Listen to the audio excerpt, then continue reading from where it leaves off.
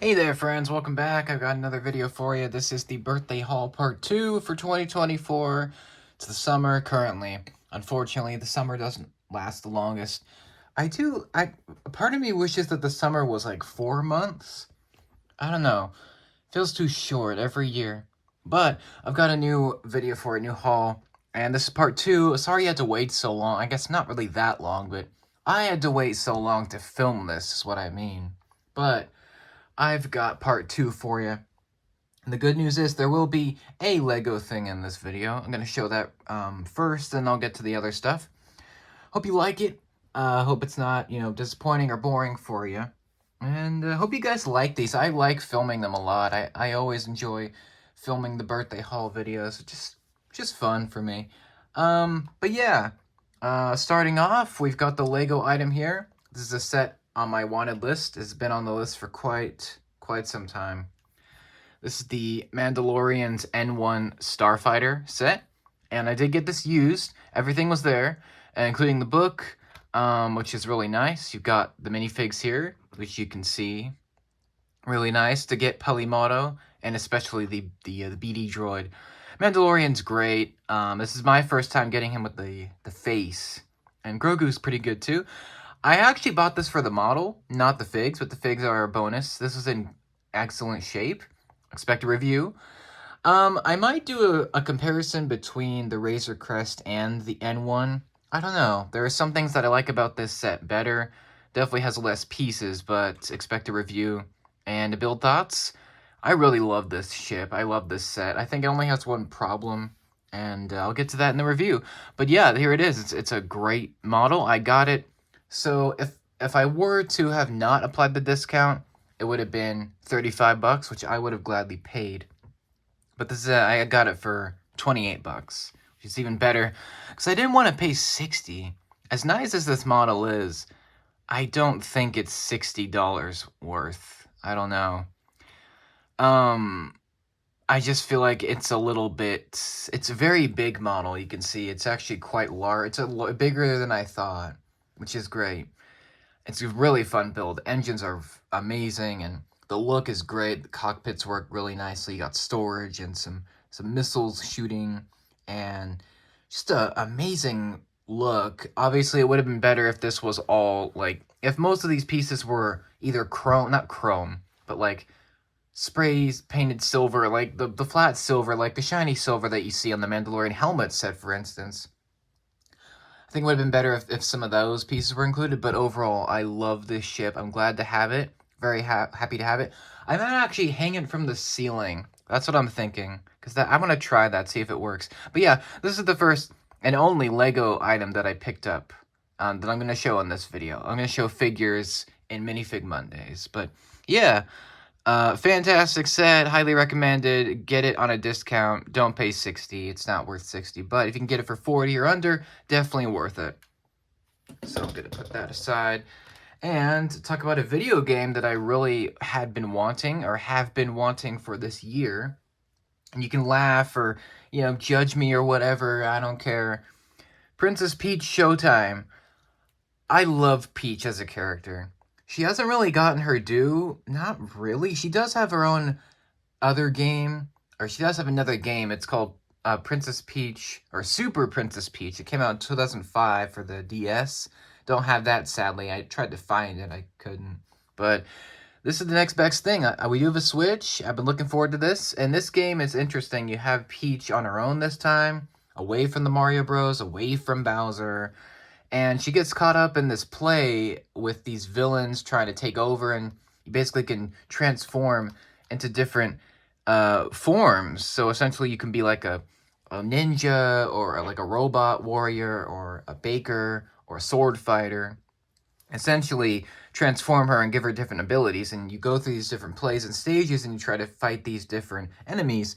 And it's really great. It's honestly brilliant of a concept for Nintendo to use for a character like Peach, who hasn't really gotten the spotlight. But this is just seeing the footage and different costumes and just the effort that they put into all these different, plays, and this whole concept of switching powers and suits. It's just great to me. So I haven't played it yet. I'd sealed. I paid $60. Got it with a gift card. Glad I did. When I finish the game, I will review it and let you know what I think. But I'm really happy that they released this. I'm really happy to start playing it, and I will give you my experience after. But yeah, it looks like a amazing game. I looked up several reviews, and people just seem to be loving it and saying it's really fun. I think the biggest criticism I think is the difficulty. I don't think it's that like hard, and I think it's also a shorter game. I'm not gonna let that take away. I'm really looking forward to this. Glad I got it. I'm gonna put it there. I'm gonna move the end one slightly there. So yeah, I did pay full price only because Switch games are notorious for not going on sale, sadly. You'll find them at 60 and that's pretty much it. Maybe 50, 40 if you're lucky.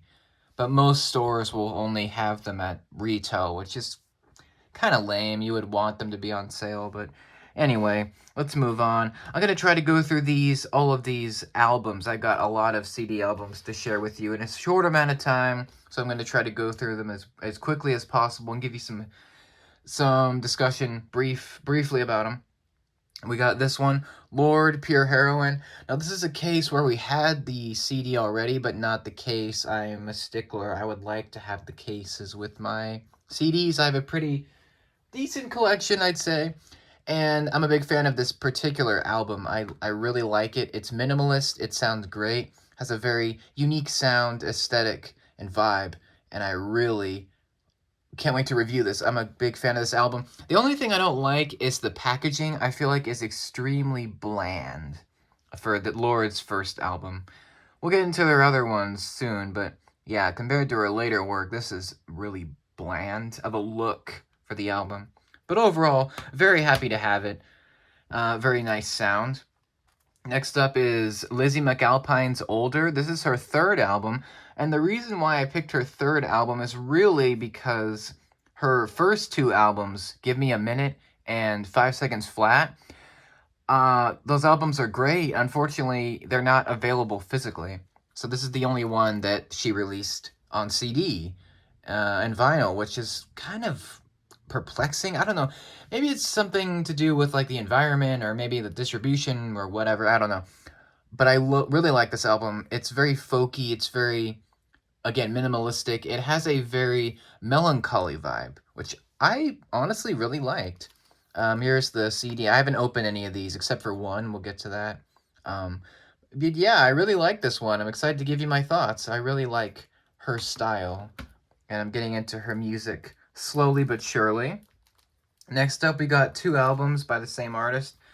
Calvin Harris, Funk Wave Bounces Volume 1 and 2. First off with the packaging, I feel like Volume 2 is a lot better presentation-wise. It's a lot more colorful, more summery. This one is a lot more minimalistic again. But it's got... the reason why I bought these albums is mainly because they are collaboration albums or feature albums. So if you look on the back of both of these, I got these from Amazon, by the way, because they're harder to find, all these albums.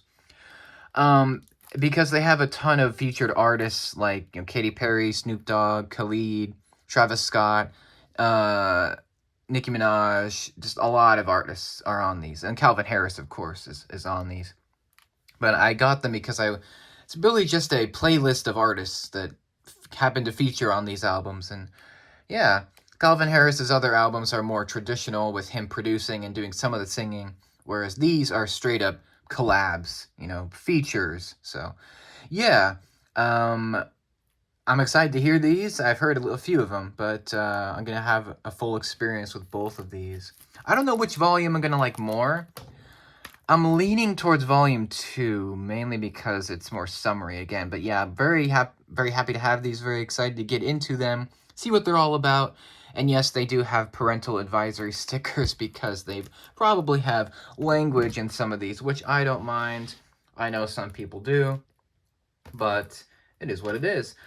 Second to last here, we've got Tate McRae's debut album, I Used to Think I Could Fly. Haven't heard this before. Very much looking forward to it. It's her first work. And then Think Later, which is her second album. I believe she might be coming out with the third one. I think that might be the next artist. But yeah, very excited to hear these. Heard a few of them from both of these, but yeah, these gonna be new artists, new experiences for me. I like Tate McRae a lot. I like her style, and I'm looking forward to seeing what these offer, both in terms of music and in terms of the packaging. I'm excited to see that. I like the cover for this one where she's on the plane, and this one where she's in the minimal outfit there. And yeah, I'm looking forward to it. And then lastly, we've got Ava Max, Heaven and Hell, her debut, and then Diamonds and Dance Floors, which is her sophomore record. I believe Ava Max is working on a new album. I don't know the name, but I think she is working on a new one. I'm a big fan of Ava Max. I've been listening to quite a few of hers. Um, I really like I like her style. Kings and Queens is my favorite. This is like Take, where it's a lot of this music is new for me. It's gonna be a new experience for both of these. I like these covers. You can see me in the reflection. um, but yeah, this one is actually opened because the cover was actually busted. Like the front of it was cracked like so badly in transit. So I switched that up, got a new cover, and it's her covered in diamonds. It's really nice. Ava Max and Tate McRae mostly make dance music, like electropop style music, which I like. And they're telling a story most of these songs, so I'm excited to see what they have to offer. Really happy to have them. I'm glad I was able to get them because a lot of these albums for some reason are getting harder to find. You know, they're not they're not as widely available as they could be or as I would want them to be. And this is definitely the most albums that I've gotten in a single, like, part. I don't know how do you say it, like a single setting, I guess. I've never gotten this many in one, you know, I can't think of the word. You know what I mean. The most I've ever gotten. And I'm really happy to add all of these. So we got 2, 4, 6, 8, plus Imagine Dragons, Dua Lipa, Lorde. So around 9-ish, 10-ish albums. So yeah, I'm a big fan of physical media and preserving it and enjoying it for what it is. I am a fan of streaming to a lesser extent, but I always prefer the physical stuff, especially CDs. And Blu-rays, of course, are the name of the game, in my opinion. But let me know what you think of all these artists. Do you think they're good? What are your experiences with them? Do you prefer CDs? Do you prefer streaming? Do you prefer vinyl records? And what are your thoughts on video games from Nintendo or otherwise? And what do you think of the Mandalorians and one Starfighter set? Let me know down below. What is your favorite item that you've seen here or in the part 1? Thank you for joining me. I appreciate your support. Thank you so much. I will see you in the next video. Leave me your comments. I'll see you later.